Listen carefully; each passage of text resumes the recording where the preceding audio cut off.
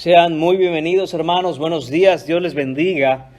Les invito en esta mañana a que vayan conmigo al capítulo 15 de Marcos. Estaremos en la segunda parte de este pasaje, en este mensaje, en esta predicación titulada La muerte de Jesús. Veremos la parte 2 y está en los versículos del 38 hasta el 41.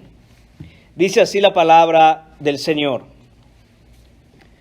Entonces el velo del templo se rasgó en dos de arriba a abajo, y el centurión que estaba frente a él, viendo que después de clamar había expirado así, dijo: verdaderamente este era hijo de Dios.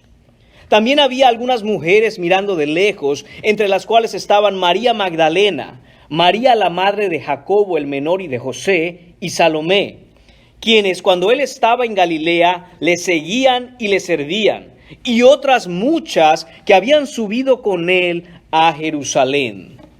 Oremos, hermanos. Señor, te damos las gracias por este día, te damos las gracias, Señor, porque podemos venir a tener comunión contigo, Señor mío. Podemos entrar confiadamente al trono de la gracia, Señor. El acceso está abierto por tu carne, Señor, que fue rasgada. Podemos tener comunión con el Padre. Fuera de ti, Señor Jesucristo, no tenemos parte con el Padre. Y es en Él, mi Señor, que venimos, en el nombre de Jesús, a pedirte que en esta mañana seas tú, por tu Santo Espíritu, que nos guíe a toda la verdad, que nos transforme, Señor, y que podamos ver todo aquello que nuestro Señor Jesucristo ganó en la cruz, por su muerte, por su sangre, por su sacrificio. Te lo pedimos en el nombre de Jesús. Amén. Pueden tomar asiento, amados hermanos. El domingo pasado estuvimos prestando atención, nos concentramos en la muerte de Jesús. Más específicamente, nos centramos en el por qué murió Jesús. En esta mañana continuaremos poniendo nuestra mirada y nuestra atención en la muerte de Jesús. Continuaremos prestando atención a lo acontecido durante esa crucifixión y el momento de su muerte. Pero ahora la intención no es enfocarnos en el por qué murió Jesús. Eso lo hemos dejado claro ya. Murió en lugar de pecadores. Murió para satisfacer la justa ira de Dios contra el pecador. Hoy prestaremos atención no al por qué, sino el qué. ¿Qué fue lo que ganó Jesús para nosotros en la cruz? Algunos creen que Jesús vino a darnos un ejemplo de vida. Algunos piensan que Jesús vino a mostrarnos la manera en que debemos vivir. Y aunque ciertamente, hermanos míos, la Biblia nos exhorta a imitar a Cristo, ese no es el punto central, ese no es el propósito principal de su sacrificio. Jesús nos mostró lo que es vivir amando a Dios cada segundo. Y sin embargo, hermanos míos, si solo vino Jesús a ser un modelo digno de imitar, estamos en un tremendo problema. Porque entonces todos aquí seguimos muertos en delitos y pecados. Vemos el modelo que debemos imitar y sin embargo no tenemos el poder para imitarlo. Jesús, hermanos míos, es mucho más que un simple modelo de integridad moral. Es mucho más que un hombre que anduvo en un carácter santo. Es mucho más que eso. Él ganó en la cruz del Calvario beneficios reales y tangibles que se hacen patentes, que se hacen manifiestos en la vida de todo aquel que pone su fe en Él para salvación. Mientras que hemos visto ya la semana pasada, hermanos míos, como dije, la razón, la causa de la muerte de Cristo, en esta mañana veremos el efecto, el resultado de su sacrificio a favor nuestro. Todo lo que veremos hoy ha sido garantizado, ha sido pagado, ha sido comprado por la sangre de Jesús. Si tú eres cristiano hoy, si tú ya has puesto tu fe en Jesús, hoy veremos 5 cosas que Dios garantiza por el pago que hizo Jesús, por el precio de su sangre. Eso lo garantiza Jesús en tu vida. Tenemos entonces en Jesús la seguridad ciertísima de que por la fe en su nombre, todo lo que veremos en esta mañana nos pertenece. Del mismo modo, si tú no eres cristiano y no has puesto aún tu confianza plena en Jesús, le pido al Señor que abra tus ojos, que tu mente sea iluminada para entender que lo que verás esta mañana está a tu alcance, aunque no es tuyo aún. Que el acceso que hizo Jesús al lugar santísimo para que todo aquel que crea pueda entrar a recibir del Señor la salvación está abierto para ti. Pero no será efectivo hasta que verdaderamente tú pongas tu confianza y tu fe en Jesucristo. Así que, sea que esta mañana tú seas cristiano, sea que no, hay algo que el Señor nos quiere mostrar y pidámosle, como cada domingo, al Señor que nos dé esos ojos para entender, esos oídos para oír y esos corazones para recibir su palabra. El primer punto en esta mañana, hermanos míos, está en el versículo 38. Y se titula El velo del templo. Dice el versículo 38, entonces, esto es lo que dice Marcos. Mateo en el pasaje paralelo, en el capítulo 27, versículo 51 nos dice, y he aquí. Lo que quiere decir, hermanos míos, es, miren esto, presten atención. Esto es algo verdaderamente extraordinario y asombroso. Es en ese momento. Entonces, nos dice Marcos, en ese instante, inmediatamente. ¿De qué momento está hablando Marcos? Ese entonces, ¿a qué se refiere? Hermanos míos, ese es el momento en que Jesús, como vimos la semana pasada, con gran voz grita desde la cruz, proclamando su victoria, consumado es. En ese instante, en ese momento, ese es el entonces del que nos habla Marcos. Justo en ese instante nos dice, el velo del templo se rasgó en dos de arriba a abajo. Quisiera que visualizara eso en esta mañana. Jesús desde la cruz gritando con gran poder, consumado es. ¿Y qué es lo que sucede? Que inmediatamente en el templo de Jerusalén, ese velo se rasga en dos, se rompe, se parte. Este velo, hermanos míos, es una cortina que separaba el lugar santísimo del resto del tabernáculo, del resto del templo. Esto impedía la entrada libre y directa a la presencia de Dios. Tenemos que entender, mis hermanos, ¿qué es esto que está diciendo aquí Marcos? ¿Qué es este velo? ¿Dónde está?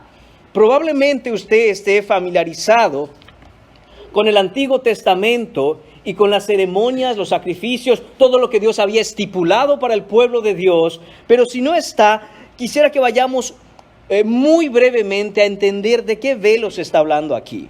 Este velo tenía el propósito de mostrar de manera física la realidad espiritual de que el hombre naturalmente está destituido de la gloria de Dios. Esa era la función didáctica de lo que el Señor quería mostrar. A causa del pecado, el hombre no tiene libre acceso delante de la presencia de Dios. Dios es absolutamente santo, mientras que el hombre está profundamente contaminado con el pecado. No puede haber una comunión entre la luz y las tinieblas. No puede haber una comunión entre el Dios santo y el hombre pecador. Esto era parte, hermanos míos, de todo un sistema ceremonial. Era parte de lo establecido por Dios mismo para mostrar al hombre que nadie se puede acercar a él en sus propios términos. No existe ningún hombre que le pueda decir a Dios, esta es la manera en que me voy a acercar a ti.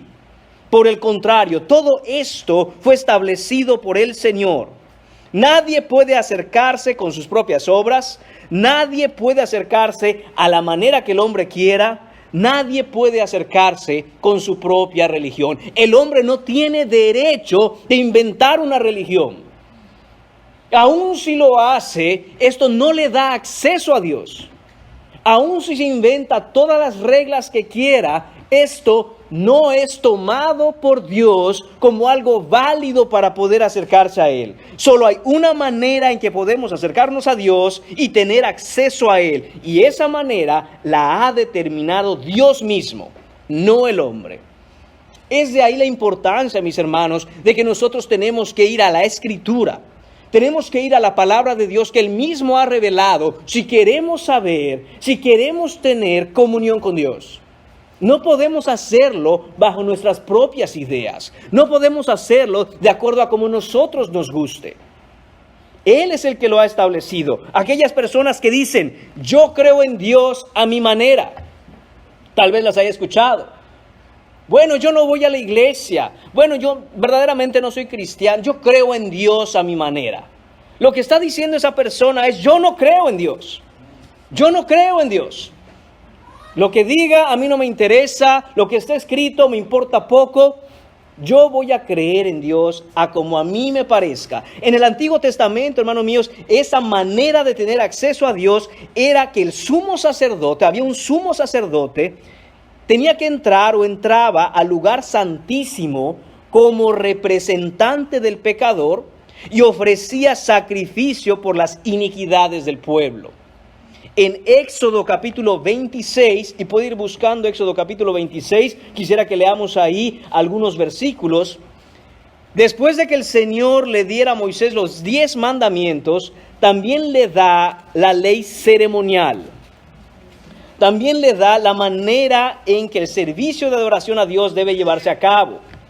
Dios debe ser adorado siempre a la manera que Él ha prescrito. Note que dice los versículos 31, a partir del 31 en Éxodo capítulo 26. Dice así, también harás un velo azul púrpura. Este es Dios hablando a Moisés. También harás un velo de azul púrpura, carmesí y lino torcido. Será hecho de obra primorosa, con querubines. Habían querubines bordados en este velo, hermanos míos, y lo pondrás sobre 4 columnas de madera de acacia cubiertas de oro, sus capiteles de oro sobre basas de plata. Y pondrás el velo debajo de los corchetes y meterás allí del velo adentro el arca del testimonio, y aquel velo os hará separación entre el lugar santo y el santísimo. Pondrás el propiciatorio sobre el arca del testimonio en el lugar santísimo. Y pondrás la mesa fuera del velo y el candelero enfrente de la mesa al lado sur del tabernáculo. Y pondrás la mesa al lado del norte. Harás para la puerta del tabernáculo una cortina de azul púrpura, carmesí y lino torcido, obra de recamador.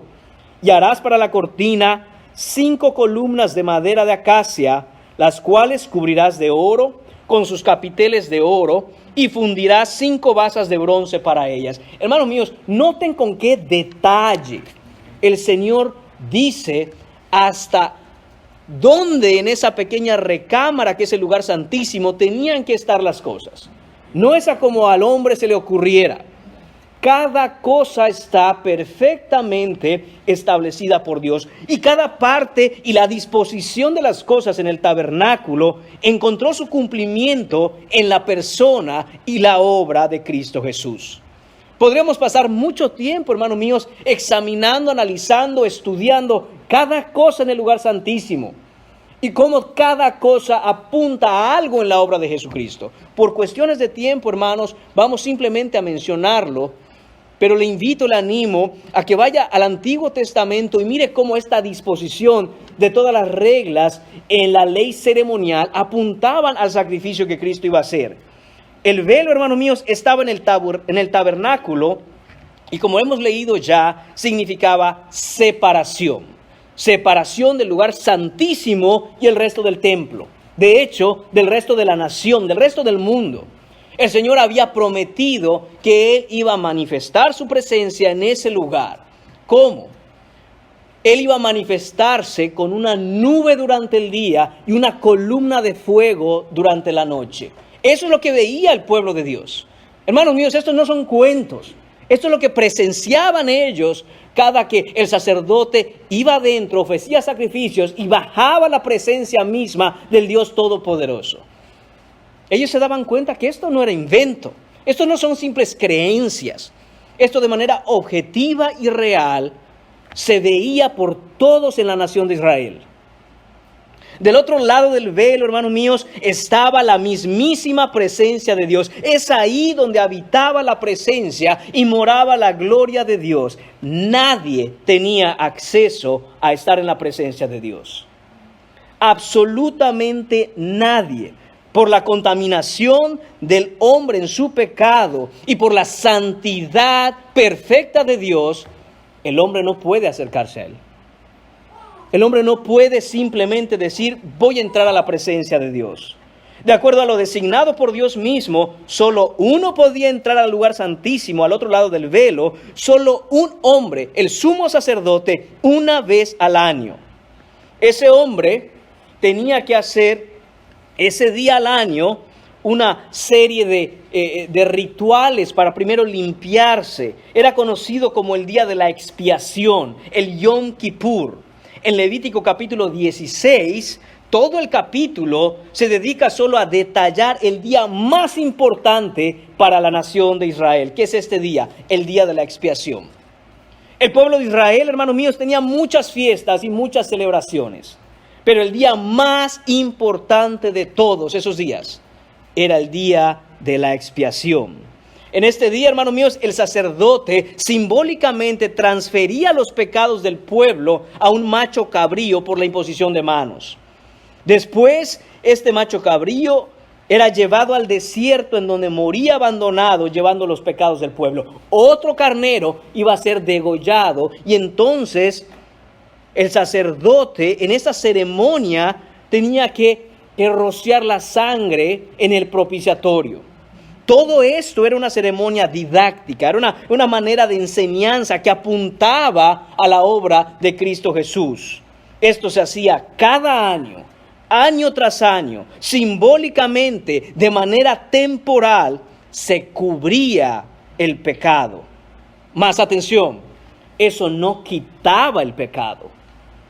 Era temporal. El Señor aceptaba de manera temporal no manifestar su ira contra el pecador. Por eso se tenía que hacer cada año. Y cada año los sacerdotes hacían exactamente lo mismo en el día de la expiación. Solo un sacrificio, el sacrificio perfecto de Jesucristo, logró quitar el pecado. Por eso cuando Juan vio a Jesús venir, dijo, he aquí el Cordero que quita el pecado del mundo, no que cubre el pecado del mundo, no que aplaza la ira de Dios contra el pecador por un año, sino que lo quita, lo desaparece, lo limpia, ya no está. Ahora, hermanos míos, ¿qué pasaría si alguien dice, bueno, a mí no me importa lo que Dios diga, voy a atravesar ese velo y voy a entrar al lugar santísimo? ¿Qué pasaría?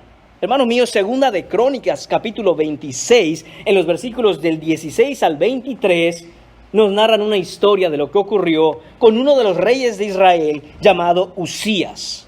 Usías reinó sobre Israel por 52 años. Usías era un gran rey, comenzó muy bien. El Señor lo había bendecido, le había concedido ganar muchas batallas. Era un rey sabio. Había traído prosperidad a la nación. Todo esto subió a la cabeza de Usías y un día pensó, todo esto que soy y todo lo que hago, lo hago por mí, porque yo soy el rey Usías. De tal manera que en un momento el rey Usías se empieza a cuestionar, ¿cómo es que hay un lugar en mi reino en el que yo no puedo entrar? No debe existir en todo mi reino un lugar en donde yo no pueda entrar. Y decide que quiere entrar al mismo lugar que Dios había durante muchos años atrás establecido que nadie podía. Dice Usías, voy a entrar. 80 sacerdotes, dice la Escritura, intentaron impedir que Usías entrara al lugar santísimo. Pero Usías no escuchó. Usías corre el velo del templo y apenas mete la cara para ver qué hay, el Señor manda lepra sobre él, comenzando, dice la Escritura, desde su frente. La lepra, hermanos míos, había sido usada por el Señor a manera de ejemplo, a manera de que el pueblo entendiera la gravedad del pecado. ¿Por qué? Porque el pecado no tiene manera de ser limpiado, del mismo modo en que en ese tiempo, cuando alguien tenía lepra, no tenía cura. ¿Qué es lo que pasó con Usías? Tuvo que vivir aislado y nunca pudo de nuevo poner un pie cerca del templo. Nadie podía acercarse a él y murió solo.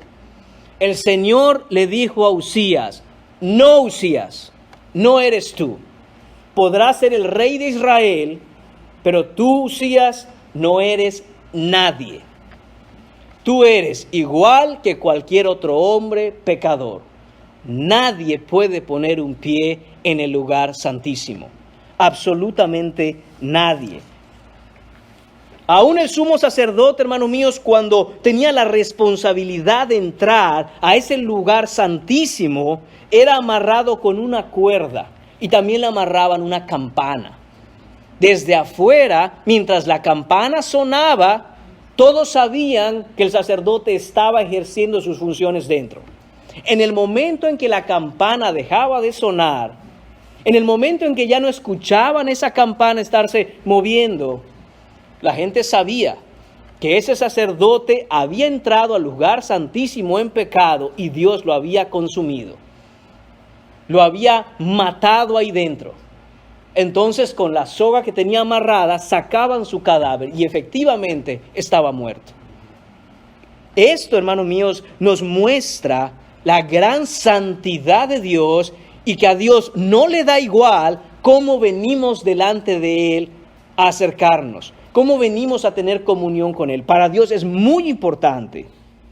El hombre pecador como es, no tiene parte con Dios y ningún tipo de relación con Él. Nada, absolutamente nada, cero. Se necesita al mediador, el Señor Jesucristo, para tener parte con Dios. El hombre solo puede acercarse a Dios en los términos y por los medios que Dios mismo ha establecido. Otro ejemplo de esto lo vemos en Levítico capítulo 10, versículos 1 y 2.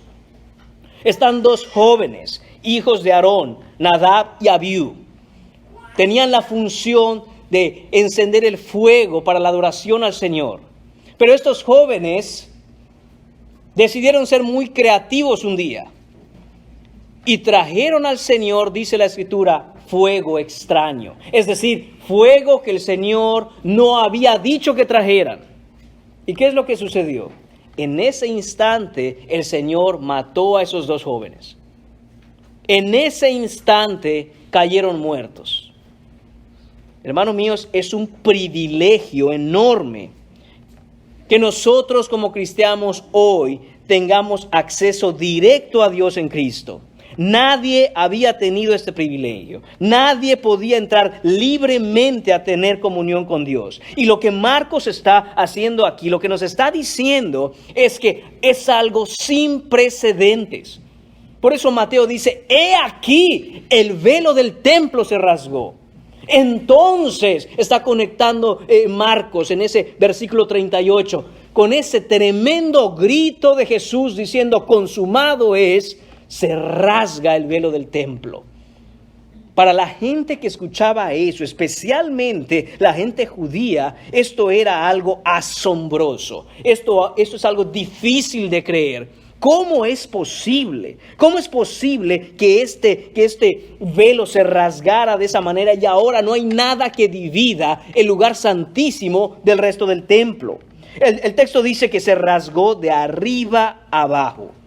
Esto nos indica que fue Dios desde el cielo quien lo rasgó.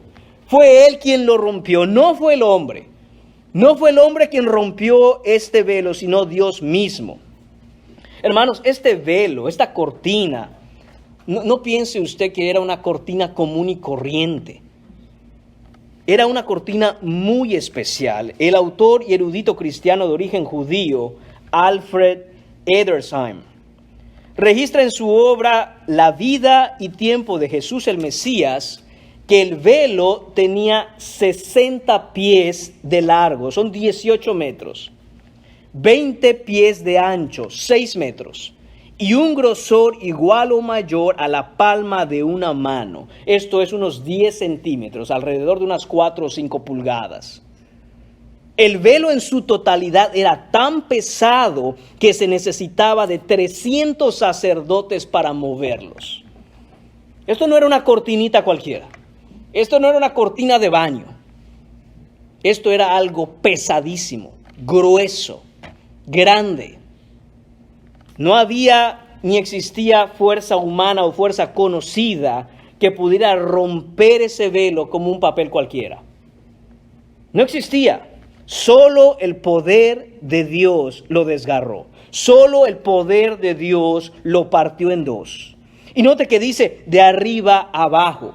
Eso no solo nos indica la dirección en que se rompió y que Dios fue quien lo hizo porque fue de arriba abajo, pero también esta expresión puede entenderse desde arriba hasta abajo, es decir, completamente. No fue una pequeña rasgadura que se hizo en el velo. No fue un pequeño agujero que se hizo.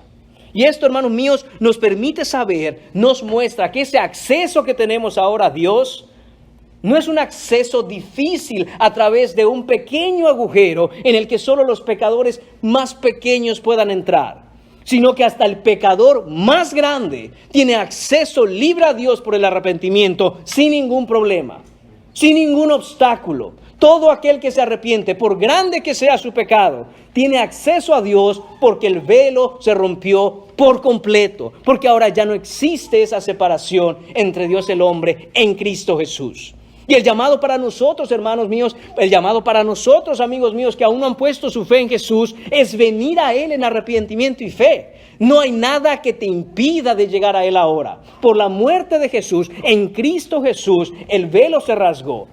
Y esto también nos hace referencia, hermanos míos, a la carne de Cristo que fue desgarrada para nosotros poder entrar en Dios, para nosotros estar en Cristo.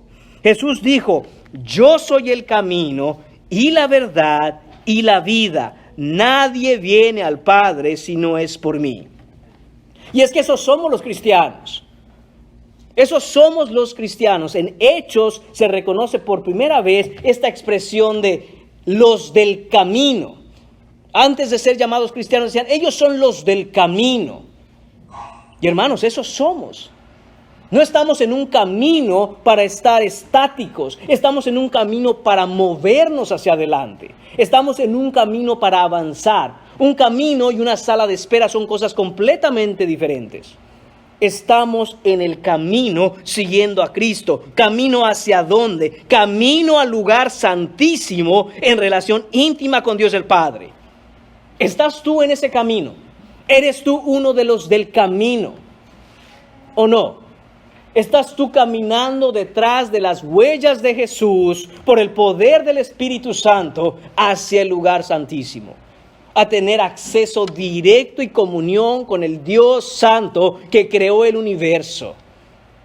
¿Has reconocido a Jesús como Salvador? ¿Le has entregado toda tu vida? Si no es así, déjame decirte una cosa. Nadie que no esté en ese camino vivirá para contarlo. No hay esperanza fuera de ese camino. Todo lo que esté fuera de ese camino y que no lleve al lugar santísimo será un día destruido para siempre en la condenación del infierno.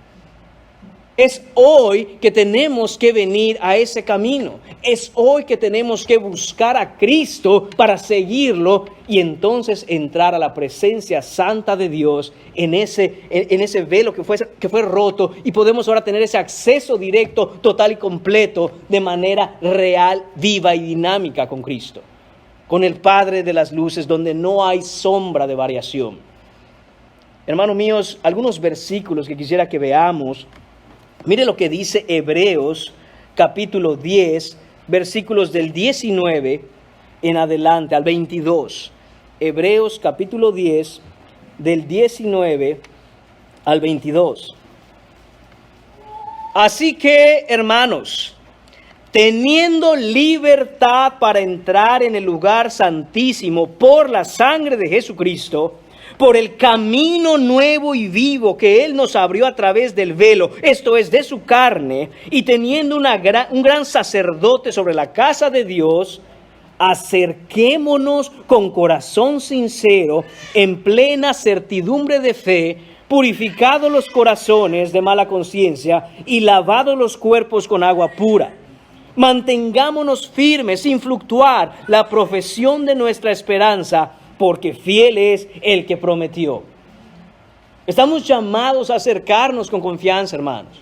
Estamos llamados a acercarnos en el nombre de Jesús, en Cristo, por la fe en su nombre, por la obra que Él hizo en la cruz. A eso estamos llamados, ahí mismo en Hebreos, pero ahora en el capítulo 4, Hebreos 4, el versículo 16, dice lo siguiente: acerquémonos pues confiadamente al trono de la gracia para alcanzar misericordia y hallar gracia para el oportuno socorro. Miren el ofrecimiento de Dios. Acérquense libre y confiadamente. ¿Dónde vas a hallar oportuno socorro? Déjame decirte una cosa, no lo vas a hallar en el mundo. No lo vas a hallar en un psicólogo, en un filósofo, en una ideología, en un presidente, en un partido político. No vas a hallar ahí ningún tipo de gracia para el oportuno socorro. Solo lo vas a hallar en Cristo Jesús, acercándote confiadamente al trono de la gracia con un corazón contrito y humillado. Solo ahí hay esperanza. Miren además, hermanos míos, en Efesios capítulo 2, tenemos en los versículos 11 a 13 lo siguiente: en Él, este es Jesús, en Él asimismo tuvimos herencia, habiendo sido predestinados conforme al propósito del que hace todas las cosas. Perdón, hermanos míos, estoy leyendo el capítulo 1, capítulo 2, versículos 11 a 13. Dice lo siguiente: por tanto, acordaos de que en otro tiempo vosotros los gentiles en cuanto a la carne eras llamados incircuncisión por la llamada circuncisión, hecha con mano en la carne. Y note esto del versículo 12: en aquel tiempo estabais sin Cristo, alejados de la ciudadanía de Israel y ajenos a los pactos de la promesa, sin esperanza y sin Dios en el mundo.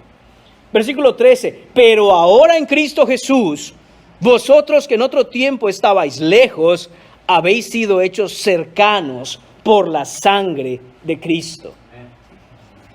Estás sin Cristo en esta mañana. Estás alejado, estás sin esperanza, estás sin Dios. Estás en el mundo buscando dónde vendrá tu socorro. La Biblia es clara. El cristiano sabe. El hombre que ama al Señor, la mujer que ama al Señor sabe que el socorro solo viene de Dios que hizo los cielos y la tierra. No hay absolutamente esperanza en ningún otro lugar. Acércate en arrepentimiento y fe y serás recibido. Acércate porque ya no hay un velo que te impida la entrada. Acércate porque la puerta está abierta y la puerta es Cristo. Cristo ganó para nosotros, hermanos míos, acceso a Dios. Acceso a Dios. Eso significa, ese es el resumen. De esa manera podemos simplificar todo cuando vemos ese velo que se partió. Jesús ganó para nosotros acceso a Dios. Punto número 2 en esta mañana: el terremoto. Este terremoto, hermanos míos, no lo menciona Marcos, pero sí lo registra Mateo. Y la razón por la que he decidido incluirlo aquí es que no quiero dejar pasar la oportunidad de ver los detalles que nos ayudan a conocer y entender la escena completa de lo ocurrido en la muerte de Jesús. Así que, mis hermanos, vamos solo por un momento y de manera muy breve a Mateo capítulo 27 en el versículo 51. En Mateo capítulo 27, versículo 51, leemos lo mismo que nos dijo Marcos. Y he aquí el velo del templo se rasgó en dos de arriba a abajo, pero ahora también agrega Mateo: y la tierra tembló y las rocas se partieron. Hermanos, todo esto está ocurriendo de manera simultánea. Jesús grita con victoria desde la cruz, consumado es, se rasga el velo del templo y el planeta entero empieza a temblar. No solo empieza a temblar, hermanos, pero nos dice Mateo que también se partieron las rocas. La declaración de Jesús desde la cruz, consumado es. Esa afirmación de victoria sobre el mundo, porque recuerden que Jesús dijo, en este mundo tendréis aflicción, pero confiad, yo he vencido el mundo. Esa declaración de victoria sobre el mundo hace que el planeta se sacuda de una manera real, de una manera cierta. Hubo un temblor tremendo en toda la tierra. Y es que esto, hermano mío, esa es la manera en que Dios Padre puntualiza y afirma esa verdad, la verdad de la obra de Cristo, la verdad de ese grito que da Jesús proclamando su victoria. Y entonces es como si la voz de Dios el Padre contestara a lo que declara Cristo desde la cruz, y entonces el Padre le dice al Hijo, amén. Esta es la voz de Dios Padre contestando a su Hijo, amén, Hijo mío. Ciertamente consumado es. Ciertamente el precio se ha pagado. Ciertamente has triunfado sobre la muerte y sobre el pecado. Este terremoto, hermano mío, no solo sacudió la tierra, como hemos leído ya en Mateo, sino que parte las piedras en dos. Y note lo que dice Nahum capítulo 1 versículo 6. Nahum está hablando a futuro. Es Dios hablando a través de Nahum sobre lo que Él haría en el futuro. Dice, su ira se derrama como fuego. Y esto es lo que vimos durante esas 3 horas de oscuridad del domingo pasado. Dios derramando su ira sobre Jesús. Y Nahum continúa hablando y dice, por Él se hienden las piedras. Otra traducción dice, las rocas se despedazan ante Él. La idea aquí, hermanos, es que las rocas se parten como si les cayera un rayo. Jeremías capítulo 23, 29 también nos dice, no es mi palabra como fuego, declara el Señor, y como martillo que despedaza las rocas. Esto es lo que estamos viendo en ese momento en la muerte de Jesús. Pero ¿qué significa todo esto? ¿Y qué relación tiene con la salvación y la obra de Cristo? ¿Qué tiene que ver que estas piedras se partan cuando Cristo entrega el Espíritu y muere y hace el pago por nuestros pecados? Hermanos, recordemos lo dicho por Ezequiel en el capítulo 36, versículo 26. El Señor aquí habla, el Señor aquí promete, os daré corazón nuevo y pondré espíritu nuevo dentro de vosotros. Y atención, y quitaré de vuestra carne el corazón de piedra y pondré en su lugar un corazón de carne. Dios, hermanos míos, nos está haciendo saber, nos está mostrando que su promesa en Ezequiel capítulo 36 tiene cumplimiento en la obra de Cristo Jesús, en la muerte de Cristo, en la palabra de Cristo, en el evangelio de Cristo, y que no hay ningún corazón, por duro que éste sea, aun si es como una piedra, el Señor es capaz de quebrantarlo con poder. No hay un corazón que se le resista a Dios cuando Él ha determinado partir ese corazón, romperlo, deshacerlo y poner en su lugar uno nuevo.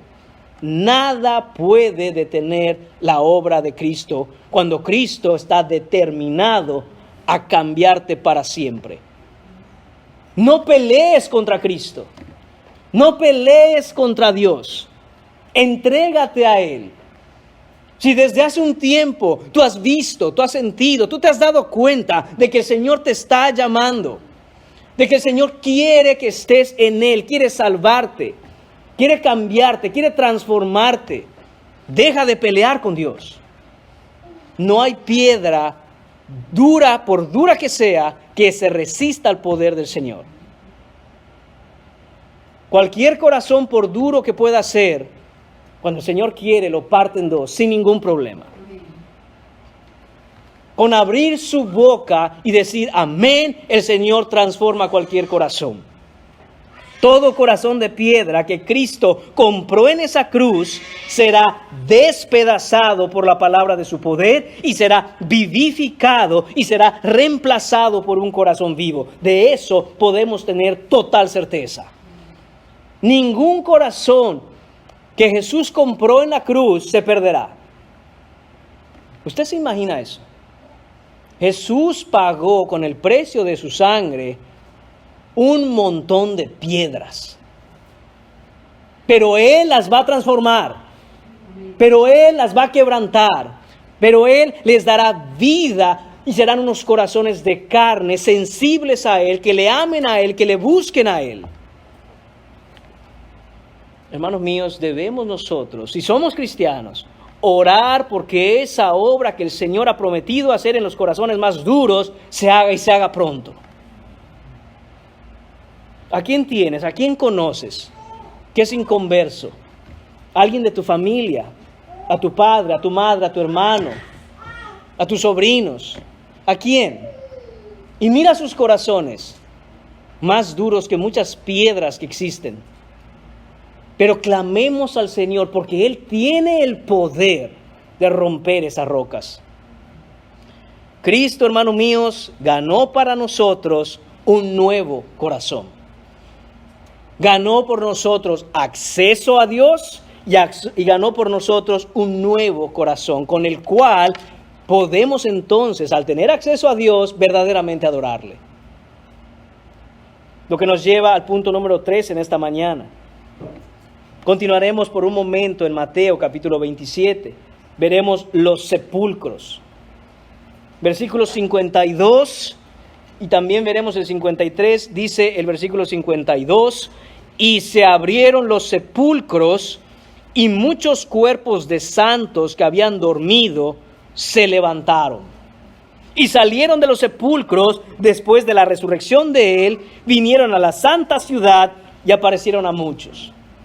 De nuevo, hermanos míos, la primera parte, en el versículo 52, esto está sucediendo simultáneamente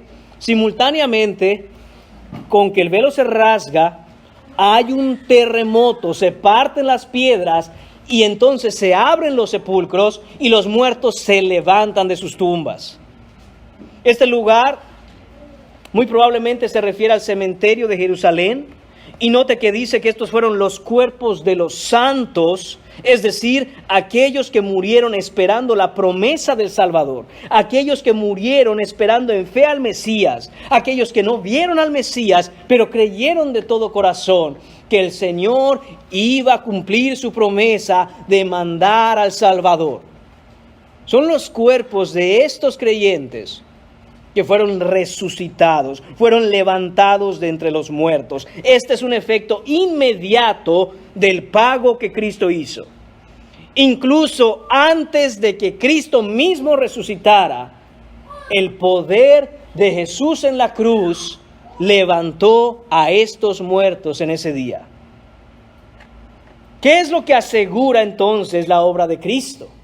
Hermanos míos, asegura vida. Verdadera vida. Si tú no estás en Cristo, tú no conoces, tú no sabes, tú no tienes la menor idea de lo que es vivir.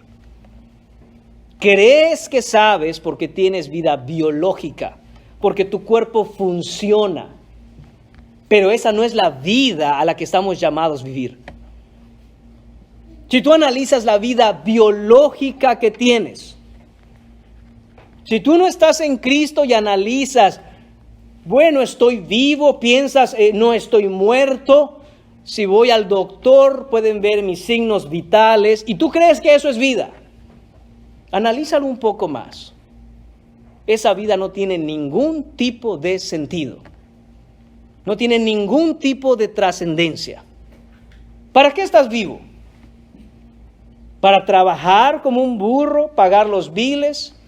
Enseñarle a tus hijos que eso tienen que hacer también y un día tú te vas a morir y entonces tus hijos empiezan a hacer exactamente lo mismo. Hermanos míos, eso es ridículo. Si esa es la vida que Cristo ofrece, entonces hay un problema. ¿Qué tipo de vida es esa? Pero por supuesto que esa no es la vida que Cristo ofrece.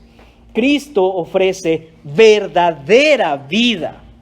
Por su muerte tenemos vida eterna. Juan capítulo 3, versículo 16. Porque de tal manera amó Dios al mundo, que dio a su Hijo unigénito, para que todo aquel, no hay excepción, todo aquel, sea quien sea que tú seas, sea de donde sea que vengas, sea la vida que sea que hayas llevado, seas hombre o seas mujer, seas joven, seas viejo, seas quien seas, todo aquel que en él cree.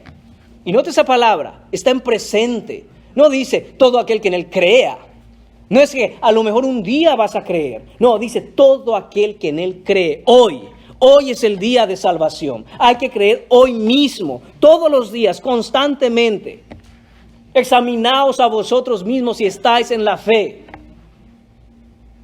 Hoy hay que creer para que todo aquel que en él cree, dice la Escritura, no se pierda, mas tenga vida eterna.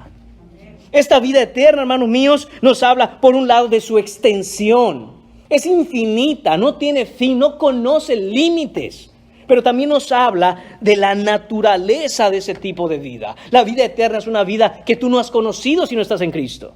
La vida eterna es de otra naturaleza, es de otro carácter.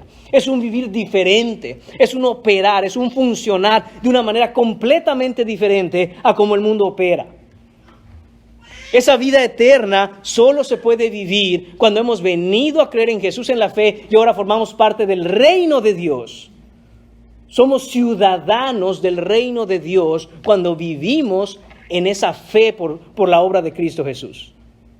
Piense usted en esto. La mayoría de nosotros que estamos aquí vivimos en otro país antes. Y al venir a vivir al país en el que estamos ahora, tuvimos que adaptarnos porque se vive de manera diferente. Las leyes son diferentes, las reglas son diferentes, las costumbres son diferentes. Ahora no vivimos en el país donde estamos y aunque aún todavía nuestros hábitos y nuestras tradiciones siguen estando con nosotros, resulta que en realidad, en cuestiones de leyes, no podemos hacer nuestras propias leyes. Debemos respetar las leyes del país a donde vamos. Cuando venimos al reino, las leyes por las cuales opera este reino no son las mismas con las que opera el mundo. Vivimos ahora en una vida que es diferente, en donde la manera en que la ley opera, la ley de Dios, es completamente diferente. No nos sujetamos a nada en este mundo que esté en contra de lo que Dios manda. Porque ahora vivimos en el reino, porque ahora somos hijos, no somos extranjeros, no somos advenedizos, dice la Escritura. Hemos sido hechos parte de la familia, hemos venido ahora a nacer en este reino. Hermanos míos, y esto es por la fe, y esto es lo que ocurrió ese día. El Señor nos muestra con poder cuando Jesús dice desde la cruz, consumado es, que los muertos resucitan. Que los muertos ahora tienen vida. Y esto es una manera de mostrarnos el poder de Dios de manera física, de manera que todos pudieran ver, pero es algo que ocurre desde lo espiritual. Esta es una muestra gratis. Esto es un adelanto, esto es un avance breve del poder de Dios en Cristo para dar vida eterna. Entonces, hermanos míos, tercera cosa que gana Cristo por nosotros en la cruz, gana para nosotros vida eterna. Gana para nosotros acceso a Dios, gana para nosotros el segundo punto, que es, ¿qué cosa, hermanos míos? Un nuevo corazón. Y ahora vemos que gana para nosotros vida eterna. Esto es de lo que los cristianos son dueños por el pago que hizo Jesús. Si tú eres cristiano hoy, ya llevamos 3 cosas que ganó Jesús en la cruz por nosotros. Ese acceso a Dios. Nadie tiene acceso a Dios si no es por Cristo. Yo tengo acceso a Dios directamente, por la fe en Él, porque estoy en Cristo. Tengo también un nuevo corazón. Mi corazón no es el mismo corazón que el que yo tenía antes, ni es el mismo corazón que el que tiene un inconverso. Son cosas completamente diferentes. No tengo un corazón de piedra, tengo un corazón de carne sensible a Dios. Y ese corazón asegura también la tercera cosa que acabamos de ver, que Dios da vida eterna. Ese corazón seguirá palpitando y nunca parará. No solo no parará, sino que un día será glorificado, porque es necesario que este cuerpo de corrupción se vista de incorrupción. Vida eterna. Punto número 4, mis hermanos. Veremos el centurión. Y esto lo veremos de regreso en Marcos. Veremos el versículo 39, donde dice: y el centurión que estaba frente a él, frente a Jesús, viendo que después de clamar había expirado así, dijo: verdaderamente este hombre era hijo de Dios. Esto que leemos aquí, hermanos míos, es el perdón de pecados que la obra de Cristo produce. Este es el perdón de pecados que la obra de Cristo produce. Y es que la verdad no vemos de manera explícita y directa la palabra perdón en este versículo 39. Sin embargo, el efecto y la realidad de este perdón está presente en lo que vamos a analizar con respecto a este centurión. Dios extiende, hermanos míos, perdón hasta al pecador más terrible. No hay un pecador, por terrible que sea, y no hay un pecado, por grande que éste pudiera parecer, que supere el poder y la gracia perdonadora de Dios. Usted ha escuchado que a veces se habla de alguna persona que ha cometido un acto verdaderamente aborrecible y la gente dice: uy, no tiene perdón de Dios. Eso es mentira. No existe tal pecador. No existe alguien que tenga el poder de pecar de tal manera que venza a Dios en su poder de perdonar. No existe, no hay. Y ciertamente el hombre es capaz de pecados verdaderamente aborrecibles. Sin embargo, no existe nada en el hombre que pueda vencer el poder de Dios, ni siquiera su propio pecado. Y créanme que el hombre para pecar es buenísimo. Pero el Señor para perdonar, extender gracia, misericordia, amor, compasión, es mucho mejor. Dios extiende, hermanos míos, y derrama en la muerte de Jesús este perdón a pecadores como el centurión. La muerte de Jesús es más que suficiente para alcanzar el corazón más duro y más rebelde. Nadie está más allá del poder de Dios para salvación. Lo que vemos aquí es a este centurión romano, este centurión que está encargado de llevar a cabo la ejecución de Cristo, siendo alcanzado por este perdón de Dios. Hay poder, hermanos míos, en la cruz en el instante mismo en que Jesús muere. Esto no es que muere Jesús y vamos a ver en cuántos días, en cuántos meses o en cuántos años se hace efectiva la obra de Jesús. En cuánto tiempo uno puede disponer de ese pago a la deuda. Es instantáneo, es inmediato. Lo que vemos aquí, hermanos míos, es la respuesta de Dios Padre a la oración de Jesús su Hijo, mientras lo estaban clavando a la cruz, y él dijo: Padre, perdónalos, porque no saben lo que hace. El Padre le dijo a Jesús: amén, hijo, amén. Mientras Jesús clamaba, mientras Jesús en su clamor se preguntaba: Padre, ¿por qué me has abandonado? Y el Padre no respondió. Cuando Jesús intercedió por aquellos que lo crucificaban y dijo: Padre, perdónalos. Oh, el Padre respondió y dijo: amén, hijo. Amén. Que esa es a la obra a la que has venido. A eso es que llegaste y encarnaste al mundo. Y extenderemos perdón aún a este pecador que está a cargo de tu crucifixión. Hay gracia, hay perdón, hay misericordia, hay compasión incluso por aquel que se aseguró que la muerte de Jesús fuera un éxito. Este es el centurión. Este centurión, hermano mío, es un oficial romano encargado de 100 soldados. Él es el que está puesto como autoridad sobre 100 soldados. Estos 100 soldados están a cargo de él está a cargo de la crucifixión.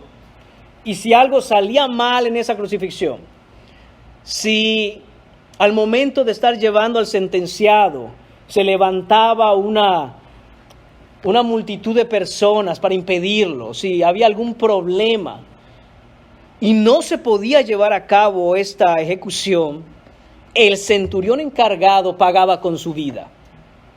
Esas eran las reglas del Imperio Romano, esas eran las reglas de la milicia romana. Lo mismo pasaba con los carceleros cuando tenían a su custodia algún grupo de delincuentes en prisión. Si se escapaba uno, pagaba con su vida. Y hermanos míos, vimos el domingo pasado que cuando crucificaron a Jesús, lo hicieron en medio de 2 malhechores y uno de ellos se arrepintió. Dios tocó el corazón de ese malhechor en un momento y se arrepintió y creyó en Cristo. Eso es lo que estamos viendo aquí. Es razonable pensar que este centurión fue transformado y fue traído a convicción de pecado y al arrepentimiento de la misma manera que ese malhechor al lado de Jesús fue cambiado y transformado. ¿Cómo lo sabemos? Bueno, Mateo capítulo 27, versículo 54 nos dice, este es el pasaje paralelo, que este centurión, viendo las cosas que habían sido hechas, temió en gran manera. Ahí está la primera cosa que empezamos a ver como una pista de esto.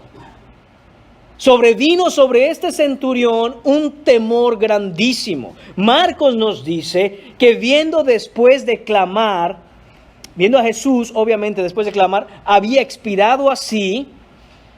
Entonces él está observando cómo Jesús expira, entrega el espíritu, muere. Él escucha la fuerza con que Jesús proclama su victoria desde la cruz. También es razonable pensar que este centurión estaba acostumbrado a ver muchas ejecuciones, pero nunca había visto algo como lo que sus ojos vieron ese día. Nunca había oído algo como lo que sus oídos escucharon esa tarde. Entonces dice este centurión, verdaderamente este hombre era hijo de Dios. Y ahí, hermanos, tenemos esa palabra, verdaderamente. Esto nos da, hermanos míos, un grado de certeza muy alto de que este hombre fue salvado por la gracia de Dios. ¿Por qué? Porque esta palabra, verdaderamente, en el original, implica certeza y convicción. Esto nos habla de tener confianza plena en lo que se dice. Esto, hermanos míos, no es, pienso que este es el Hijo de Dios. No, él está diciendo, creo, tengo la certeza, tengo la convicción, este es el Hijo de Dios. Lo que tenemos aquí, hermanos míos, es la confesión de fe en Jesús por un pecador arrepentido, a la manera en que nos dice Romanos capítulo 10, versículos 9 y 10, que dice que si confesares con tu boca que Jesús es el Señor y creyeres en tu corazón que Dios le levantó de los muertos, serás salvo. Porque con el corazón se cree para justicia, pero con la boca se confiesa para salvación. Esto es lo que está haciendo este centurión aquí. Su corazón está siendo tocado y cambiado, y ahora abre su boca y dice, este es el Hijo de Dios. Me pregunto, ¿cuántos aquí pudieran quizá estar siendo tocados, trabajados por esa convicción en el corazón? Pero todavía no quieren abrir su boca y confesar delante de los hombres que Él es el Señor para la gloria de Dios Padre.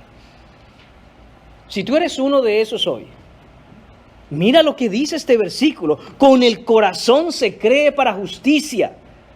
Y gloria a Dios si el Señor está haciendo en tu corazón una obra de justicia. Pero con la boca se confiesa para salvación. Es necesario abrir la boca y confesar a Cristo.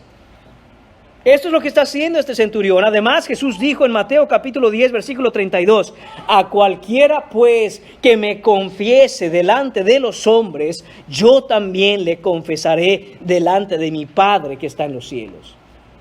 Pero todo aquel que le niegue, todo aquel que no le confiese, Jesús también le negará ese día. No se espere y confiese a Jesús como Salvador hoy. Si está creyendo en su corazón, si usted ha entendido el Evangelio, si usted se ha dado cuenta de que no hay manera de que usted se salve por sus propios méritos y que necesita a Jesús, que no hay otra esperanza, entonces el Señor está haciendo una obra de justicia en tu corazón. No te esperes, ven y confiesa a Jesús como Salvador. Confiésalo delante de los hombres, sin miedo.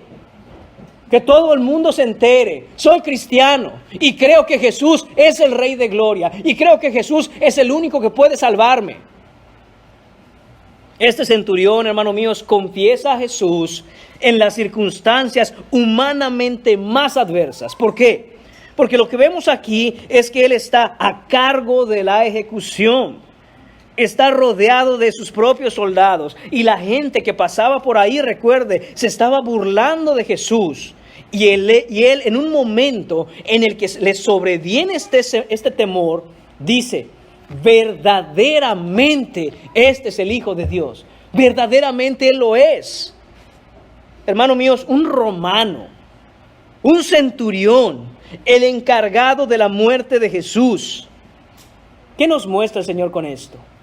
El Señor nos muestra que la salvación y el perdón empezaba a extenderse aún entre los gentiles paganos crueles por el poder del sacrificio de Cristo.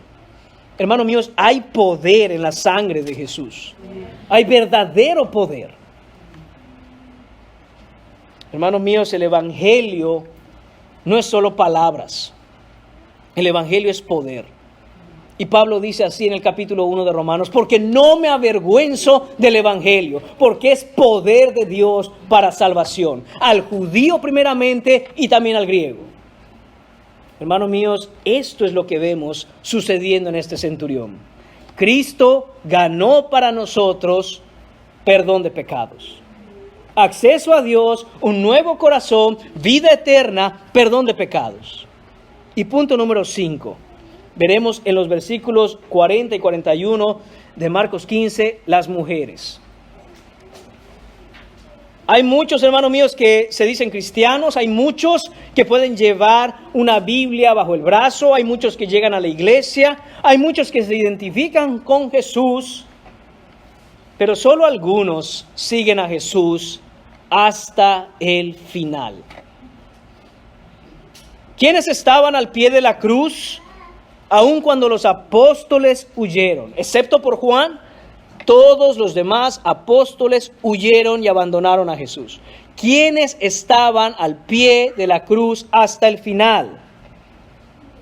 Dice el versículo 40. También había algunas mujeres mirando de lejos, entre las cuales estaban María Magdalena, María la madre de Jacobo el menor y de José, y Salomé, quienes cuando él estaba en Galilea le seguían y le servían, y otras, atención, otras muchas. Cuando los hombres brillaron por su ausencia, dice el texto que otras muchas habían subido con él hasta Jerusalén. Este es un grupo grande de mujeres. Estos no son 5 o 6 mujeres. Este es un grupo grande de mujeres que siguieron a Jesús y se mantuvieron al pie de la cruz hasta el final. Estas mujeres, hermanos míos, seguían a Jesús. Estas mujeres eran cristianas fieles. Durante todo el ministerio de Jesús en Galilea estuvieron con él. Note lo que dice el versículo 41. Cuando él estaba en Galilea, le seguían y le servían. Hermanos míos, aquí está en breves palabras el resumen de la vida de un cristiano. Específicamente aquí habla de las mujeres cristianas. ¿Qué es difícil la vida cristiana? Es muy sencilla. Siga a Jesús y sirva a Jesús. Se acabó, no hay más. Le seguían y le servían. Todo cristiano debe entender que esa es la vida cristiana. Todo cristiano debe entender que nosotros ahora en Cristo solo hacemos esto. Sigo a Jesús, sirvo a Jesús. Oye, ¿y tus sueños, y tus metas, y tus proyectos? Tus deseos. ¿Qué vas a hacer el día que te retires, que te jubiles? Yo me despierto y digo, hoy sigo a Jesús, hoy sirvo a Jesús. Y si Dios quiere que mañana yo abra los ojos y despierte, yo digo, hoy voy a seguir a Jesús y hoy voy a servir a Jesús. Y pasado mañana, si Dios quiere que yo abra los ojos, voy a decir, hoy sigo a Jesús y hoy sirvo a Jesús. Y así hasta el día que yo muera, entraré en gloria y diré, Señor, estoy aquí para seguir siguiéndote a ti y sirviéndote a ti. Esa es la vida cristiana. Y esto es, hermanos míos, lo que entendieron estas mujeres. Esto es, hermanos míos, lo que estas muchas mujeres que les servían y seguían tenían bien claro. No importa si el Salvador está crucificado, no importa si el Salvador acaba de dar un grito de victoria y entregó el Espíritu, están ahí al pie de la cruz. Pareciera, hermanos míos, que Marcos se ha reservado esto hasta el final de su evangelio. Cuando leemos, hermanos míos, el evangelio de Marcos, pudiéramos tener la impresión de que no habían mujeres que le seguían y le servían. ¿Se ha dado cuenta de eso? Salvo algunas pinceladas por ahí de algunas mujeres como María, la hermana de Lázaro, que derramó el perfume de nardo sobre Jesús. Salvo algunas mujeres como la mujer sirofenicia que pidió que liberaran a su hija de un demonio. Jesús le dijo que no había venido para ellos sino para las ovejas de Israel. Y ella dijo, pero aún los perros comen de las migajas que caen de la mesa de sus amos. Algunas mujeres se ven por ahí, la mujer con el flujo de sangre que miró a Jesús pasar y dijo, si tan solo tocara el hilo más pequeño del borde de su manto, yo me salvaría. Salvo algunas pinceladas, como dije, no vemos realmente a Marcos hablando directamente y específicamente del grupo de mujeres que servían a Jesús. Pero es aquí, al final, cuando Jesús entrega al Espíritu, que Marcos nos quiere sorprender diciendo, ¡hey! Y todas aquellas mujeres que seguían y servían a Jesús en Galilea, en su ministerio, estaban ahí. Espérate, ¿qué, Marcos? ¿Por qué no habías dicho esto nunca? Estaba guardando lo mejor para el final. Ahí estaba ese grupo de mujeres. Estas mujeres, hermanos míos, pasaron desapercibidas. No fueron mencionadas, no fueron reconocidas. Parecía que estas mujeres fueran transparentes. No se les dio un lugar. Marcos no narra un pasaje completo en donde él nos describa qué hacían estas mujeres, qué tipo de servicio prestaban. No, lo importante es ver aquí que ese servicio se tradujo en una fidelidad al Señor, que aún a los pies de la cruz ese grupo de mujeres estaba ahí. Es ahora que leemos que ellas son las únicas que no huyeron llenas de miedo. Hermanos míos, estoy predicando esto y estoy dándome un balazo en el pie. Los hombres huyeron atemorizados como niños. Las mujeres se quedaron ahí. Y es que pareciera que el Señor quiere mostrar el efecto contrario de lo que pasó en el jardín del Edén, cuando la serpiente engañó a la mujer y ésta le dio de comer del fruto a su marido. Ahora el Señor quiere mostrar cómo la mujer cristiana, la mujer de fe, ahora no se separa de su esposo que es Cristo. le sirve, le sigue, se sujeta a él y aún siendo crucificado y muerto, ella no lo abandona, lo obedece hasta el final. Hemos hablado antes, hermanos míos, de la responsabilidad del varón en guiar su hogar y su familia a Cristo. Esto lo hemos hablado muchas veces y lo hemos hablado porque eso es cierto. Es la responsabilidad del hombre de la casa guiar, marcar el destino, mostrar el camino hacia Cristo a toda su familia. Si no lo estás haciendo, hermanos míos, ¡qué vergüenza! ¡Qué vergüenza! Porque eso es a lo que los hombres están llamados. El problema en este mundo no es que haya muchos hombres y mucha masculinidad. El problema es que hay muy pocos verdaderos hombres que han entendido que ese hombre en Cristo. Pero aquí, hermanos míos, no se asusten, no va contra ustedes. Hermanos, el punto aquí es ver a las mujeres. El punto que quiere hacer Marcos aquí es empezar a prepararnos para ver la función de estas mujeres, aun cuando empiece el capítulo 16 en la resurrección de Jesús. Note cómo estas cosas empiezan a ocurrir y de pronto pareciera que Marcos mira la cámara para otro lado y dice, y miren a estas mujeres aquí. En este mundo caído, en el que el varón falla y falla constantemente, eres tú, mujer cristiana. Eres tú, amada hermana. Eres tú que has venido a poner tu fe en Jesús, a quien Dios quiere usar para abrazar con todas tus fuerzas la cruz del Calvario e impactar a tu familia. Eres tú. No es un maestro en la escuela, ni siquiera el predicador de la iglesia. Eres tú, mujer cristiana. Cuando en un hogar el hombre falla como cristiano en sus deberes, es la mujer la última línea de batalla en la fe antes de que esa casa caiga. El hombre debe ser el sostén, el pilar de la fe en la familia. Pero cuando él falla, mujer cristiana, solo quedas tú. Mujer cristiana, tú eres ese pilar que el Señor quiere usar para que no se caiga tu casa. No renuncies a tu llamado, por duro que éste pueda parecer. Cuando hasta la mujer fracasa en su fidelidad a Dios, cuando la mujer se deja llevar por la pereza espiritual de su marido, cuando la mujer cristiana prefiere obedecer a un hombre antes que obedecer a Dios, y abandona a Cristo, abandona su fe, abandona su Biblia, abandona su oración, porque es que mi marido no lo hace. Es cuestión de tiempo, y solo cuestión de tiempo para que el diablo zarandee a esa familia. El frente de batalla en la fe es el hombre, pero cuando él falla, la última línea de defensa eres tú, hermana cristiana. Eres tú. ¿Qué habría pasado si esas mujeres no se quedan ahí? No lo sé. Lo que sé es que ellas estaban ahí. ¿Qué hubiera pasado si después del entierro de Jesús esas mujeres no iban corriendo a ver esa tumba? Recuerden dónde estaban los hombres. Muertos de miedo, escondidos en un aposento.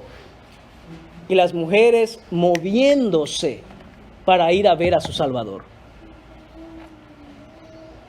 Marcos nos quiere hacer ver, hermanos míos, que este grupo de mujeres fieles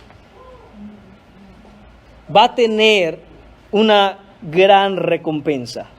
Ellas tendrán el gozo, ellas tendrán la recompensa más extraordinaria, lo veremos en el capítulo 16 a su tiempo, de ser las primeras en ver a Cristo resucitado. No fueron los hombres quienes fueron a ver primero a Cristo resucitado, fueron las mujeres. Los ojos humanos que por primera vez vieron a Cristo glorificado, resucitado, vivo después de morir, fueron los ojos de una mujer, no los ojos de un hombre. Y así como la primera engañada por la mentira del diablo fue la mujer, así la mujer también fue la primera en ver la verdad de Dios resucitada. Hermana, nunca dudes del plan de Dios. Nunca desmayes en tu fe. Nunca pongas en tela de juicio lo que el Señor está haciendo. Ten fe hasta el final. Ten fe, continúa creyendo, continúa orando, continúa intercediendo, continúa estando pegada al Señor. ¿Qué va a ser de tu familia si tu marido no es cristiano? ¿Qué va a ser de tu familia si tu marido es un perezoso espiritual? Tú eres la última línea de defensa antes que el diablo te arrebate a tus hijos. ¿Qué vas a hacer? No te unas a la pereza de tu marido. Él dará cuentas por ello, pero tú darás cuentas por lo que se te ha encomendado a ti. ¿Cuántas veces, hermanos míos, vemos a mujeres de fe pelear la buena batalla de la fe en oración? Y el Señor obra. Pero hay de aquellas que en esa pelea se rinden y dicen, oh, ya no. Yo voy a creer en Dios a mi manera. Después de todo, pues mi marido no hace nada. Pelea la buena batalla de la fe hasta el final. El gozo viene, la recompensa es tuya, verás a Cristo obrar con poder. Porque Él no es mentiroso. Porque Él es fiel. Fiel es el que prometió. Cristo ganó para nosotros, hermanas, hermanos, fe que persevera hasta el final. La fe que fracasa antes del final fue una fe falsa desde el principio. No tengas tú ese tipo de fe. Ten fe verdadera en Cristo. Para resumir y terminar, ¿qué fue lo que ganó Jesús para nosotros en esa cruz? Acceso a Dios, un nuevo corazón, vida eterna, perdón de pecados y una fe que persevera hasta el final. ¿Has recibido tú estos beneficios ganados por Cristo en la cruz? Déjame decirte que solo se pueden recibir por la fe. No hay otra manera. No hay ningún tipo de pago que tú puedas hacer. No hay ningún tipo de pago que seas capaz de reunir para darle al Señor y entonces recibir estas bendiciones. No, eso lo pagó Cristo. Y Cristo otorga estos beneficios y estas bendiciones solo por la fe en su nombre. Ven a Cristo hoy, ven a Cristo ahora, no te esperes más. Y ven a tener acceso a Dios, ven a tener ese nuevo corazón, ven a tener vida eterna. Ven a tener esa comunión con Él. Ven a tener una fe que Jesús sostendrá hasta el final. Oremos.